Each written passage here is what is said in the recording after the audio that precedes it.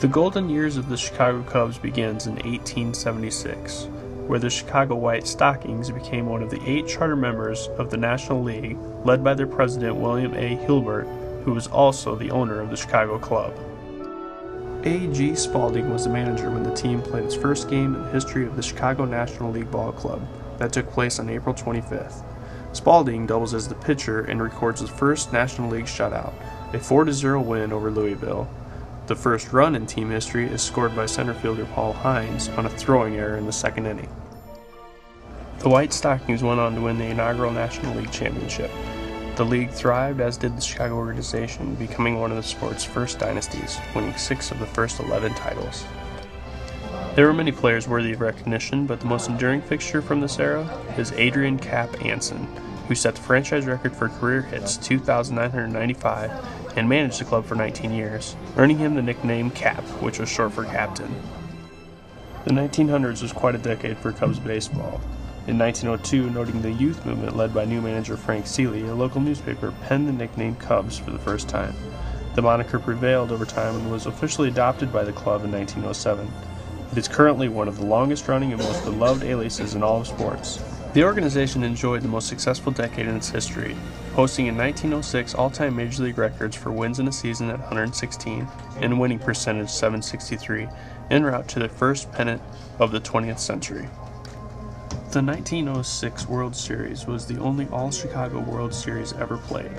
The Chicago White Sox, known as the Hitless Wonders by virtue of their .230 team batting average, played the all-time winners, Chicago Cubs.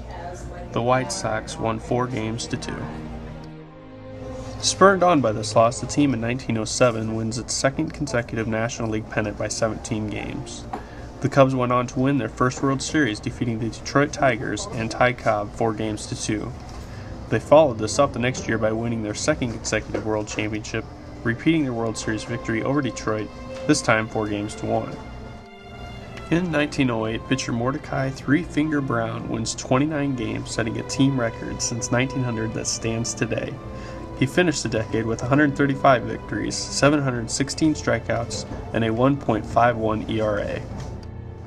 The team began the next decade much like they concluded the previous one, by winning.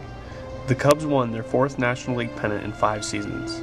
Despite winning 104 games and capturing the flag by 13 games, they lost the 1910 World Series to the Philadelphia A's 4-1.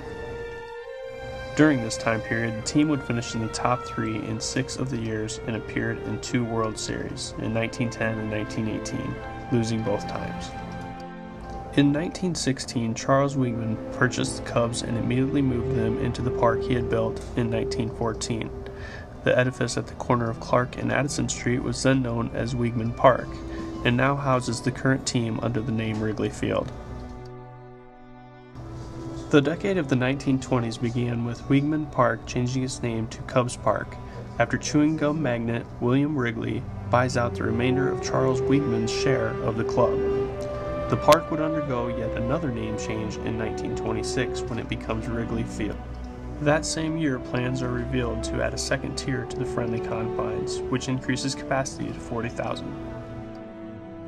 In 1929, under Hall of Fame manager Joe McCarthy, the Cubs win the National League pennant by more than 10 games. Nearly 1.5 million people pack Wrigley Field to marvel at the hitting exploits of future Hall of Famers Rogers Hornsby, the year's National League MVP, Hack Wilson, Gabby Hartnett, and Kiki Kyler. Despite all the firepower, the Cubs lose the World Series to the Philadelphia A's, 4-1. The decade of the 1930s for the Cubs starts with outfielder Hack Wilson putting together one of the greatest hitting seasons in baseball history, pounding 56 homers and driving in 191 runs. In 1932, manager Charlie Grimm leads the Cubs to the National League pennant, the team's second in 4 years. The Cubs face the vaunted New York Yankees in the World Series, a series marked by Babe Ruth's mythical called shot during the 5th inning of Game 3 at Wrigley Field. The Yankees sweep the Cubs 4-0.